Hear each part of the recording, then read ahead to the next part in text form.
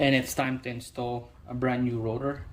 Clean the surface of the rotor front and back with the brake cleans, and then wipe it with a clean rag. Those two holes line up to the hole on the hub, and let's install this pilot bolts in. Next, we'll put the bracket on, and then the brake pads.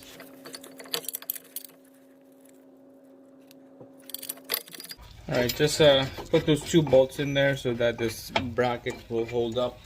Bracket retainer, this little retainer right here, just pop those off. Comes with the brand new one in the brake pads kit. And now just put this brand new retainer in, snap just like that. Same thing on the other side, just like that.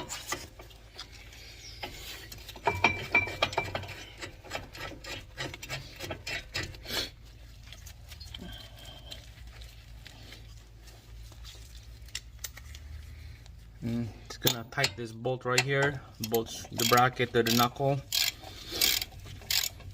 just a snug.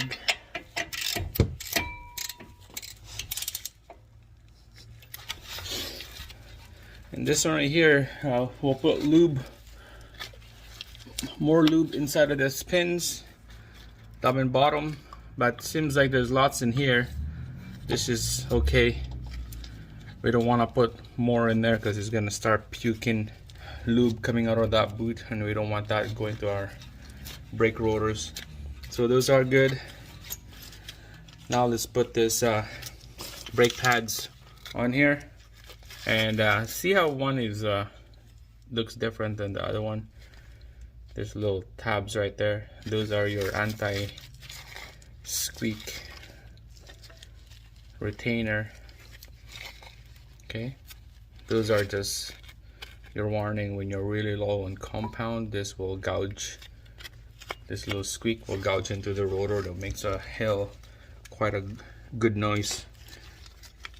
So put a little bit of grease like that, and then on the other side as well, like that.